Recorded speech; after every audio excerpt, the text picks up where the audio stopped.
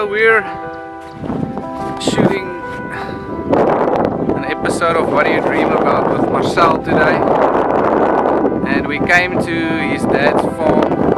It's not working out, but at least we got some cool drone footage. So at least we got the opportunity to come to a farm,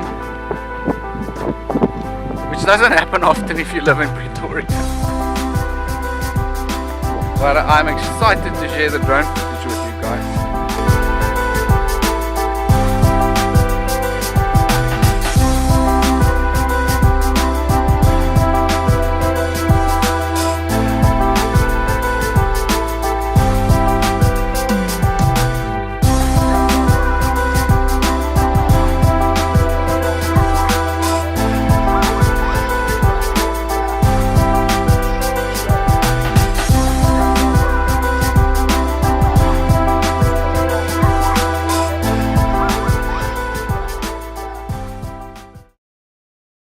Hi guys, as you have seen, the actual plan was to shoot this interview at Marcel's dad's farm, and the wind was a little hectic, but we got some cool drone footage, so I'm very happy about. I'm very pleased with that.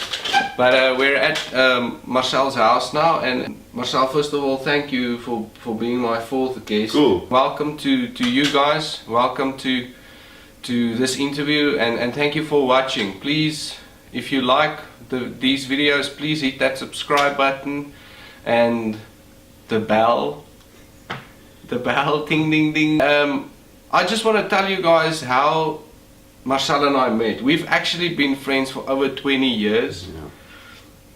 which is crazy because I still think that I'm only 20 years old. I'm 25 at least. A while back I did a vlog where I spoke about how easy it was to make friends when you were little or when you were younger. Our story is one of those.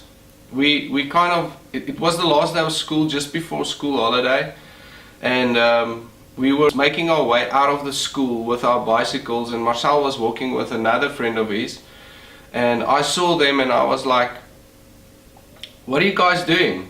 And Marcel answered back and he said, "We're going swimming at my house." And I was like, "Cool, can I come with?" And he's like, "Yeah." It's 20 years ago, it's over 20 years ago. I think we were about 9, 10 years old back then. Even though our roads did kind of separate at some points, we always kind of came back together as friends. And It's one of those friendships that 3 years could pass and then we'd sit again together and it would be as if no time had passed. Exactly. Marcel, tell us a little bit about yourself. Jeez, man.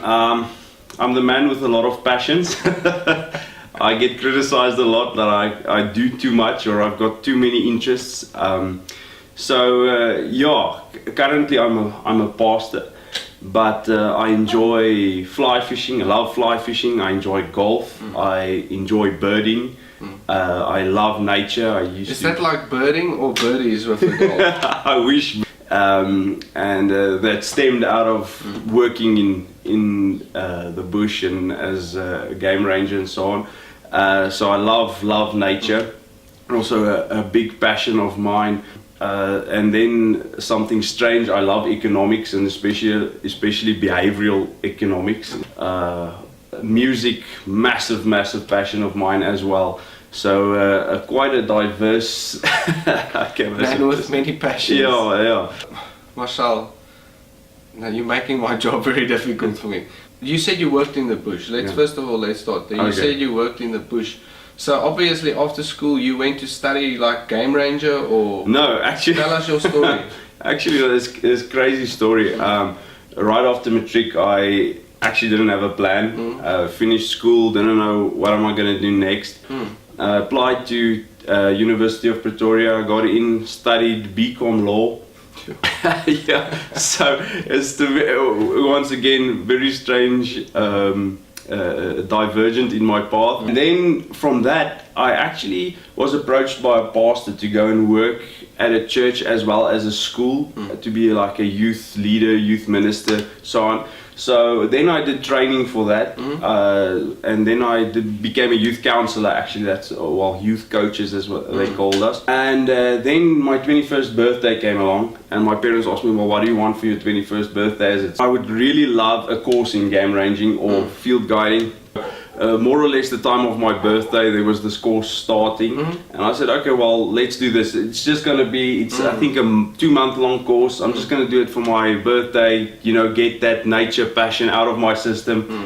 And so I went and I did that, and I excelled. And so after the course, I was like, no, I'm not going to stop now. And I was contacted by a lodge in KwaZulu-Natal in the northern part if I won't go and work for them. And then I thought, no, I wanted to focus on walking safaris. So I did a course in Northern Kruger. So then I started looking for a different job, and then I got a job at the Sabi Sands Reserve, which was one of the most awesome experiences of my life working there. And it's a snake now. You still keep animals in there. Yeah, it's like a spitting cobra there. And then from there, I went to work on a diamond mine in Sierra Leone. In West Africa. This guy has a story, people. So yeah, then I started working on a diamond mine in West Africa. It was crazy because I don't know if you've seen the movie Blood Diamond. Yeah. Now, I loved that movie when I was younger. I thought it was such an awesome, it's probably giving away my age now, but I loved that movie. And I always thought, geez, I want to smuggle diamonds. And I thought that's something that's something I want to do in my life at some stage. Yeah, just one of the bucket lists. Yeah, just smuggling diamonds. Check. The crazy thing is, I actually worked for the guys that a lot of the characters in the movie were based on. But it was just actually construction, and then when you get onto a diamond mine and you see the security and how bad it really is, you realize your diamond smuggling ideas quickly disappear. It was quite a challenging time. West Africa, nothing can prepare you. Well, at that stage, at least of West Africa, nothing could have prepared me for what I was going to find there, what it was like there, the conditions. It was pretty hectic. But while I was there, God worked with me a lot. My spiritual life increased tremendously. And that's basically when I realized, okay, when I get back, I want to more focus on the calling that's on my life, and focus on the ministry side of things. But yeah, that was a long story, but that's it in a nutshell. Yes. So stay tuned, guys. I'll keep you guys updated on the documentary of Marcel's life. We're starting to shoot in 2019. It should be ready in 2022.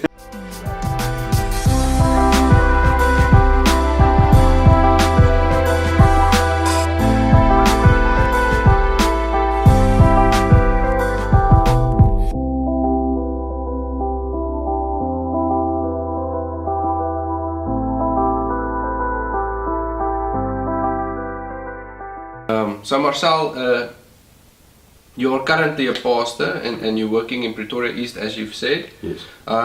It seems nowadays that every pastor has a type of a message they want to get across to the world, a message that they feel, God put on their hearts. What is your message? What is the thing that you want to get across? Sure. Well, let me put it to you like this. So, have you ever thought about all the generational names you get? You get Generation X and the greatest generation, and then you get millennials, as they call now, and everybody, criticizes these people for doing things in a certain way, expecting life in a certain way. And something that I've learned through behavioral economics is how we think alike. And it started puzzling me that, yes, how can a whole generation, the millennials, like the same music, like the same food, like taking photos of the same things, or think the way they do? And I realized that there has to be some sort of programming. We have to be influenced by something in order for us to think alike, because we all grow up in different economic circumstances, different areas of the world. So how is it possible that a whole generation can think alike? Yes. So I realized we are being programmed in some way, media, whatever reasons it might be. I'm not trying to start a conspiracy theory, but what I'm trying to get at is my message, as you put it, is I want people to change their minds. Yeah. I want them to change their minds about themselves. I want them to change their minds about life. I want them to change their minds about God. Yes. And truly find themselves and their own unique way of thinking. Yes. And not being defined by a generation or a culture or whatever economic circumstance you might find yourself. So I believe that God has created each one of us with a unique purpose. Yes. But in order to achieve our purpose, we need to become who we've truly made to be. Yeah.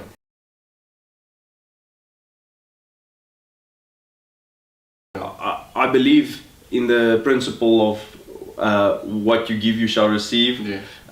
And so if I invest in people, if I invest in their dreams, if I encourage them in their dreams to follow their passions and so on, you know, it comes back to me and I get to follow my passions and dreams. But I love seeing people fulfilling their potential. So one-on-one is one of my biggest means of getting the message across. But also recently, as you've seen, I've started a YouTube channel. Yes. There's only 2 videos on it right now, but at least Great videos. Yeah, Check it out. Thanks, man. But it only started about 2 weeks ago, 3 weeks ago. It's not a vlog like this. It's just more message orientated, but I'm trying to keep it short, sweet, you know, simple. So that's what my aim is with the YouTube channel, is just to get the message to a wider audience. So you use different platforms to get your message across. And looking at the Bible, you know, church never really took place in a building. You know, and looking at that and all the platforms that's available now to pastors, any person really, because now you don't really need to be a pastor to share the word of God, because those platforms are available. Do you think the church is still relevant? And if you have something that you want to get across to the viewers, you know, what would that be? Okay, so coming to part 1, is the church still relevant? And something I tell people is, you do not need the church to have a relationship with God. I will completely admit that, and I believe that. You do not need the church to have a relationship with God, but you need the church to grow in your relationship with God. I do believe the church is still relevant today, just in a way that, let me put it like this. I think a lot of people feel they are there for the church. And let's talk, when I talk about church, I say the leadership of a church, the pastor and so on. But my view is that the church is there for the people. But we need to have the mind shift to change our minds about what the role is of the church. And I do believe that being part of a church is essential for your spiritual growth, for your spiritual health. And then on part 2 of your question, if there's a message that I can get across to all of you guys, and I actually did a video on it yesterday, or well, it would probably be last week now when this comes out, but it is that you are fearfully and wonderfully made by God, and that you have got a purpose. You are not just here because of circumstance or by accident. You are here for a reason, and you need to find out what that reason is, and you need to build your ark. You need to find your purpose and pursue it. Awesome. Thanks, man. Appreciate it, Marcel. Thanks, buddy. Dankie, dude.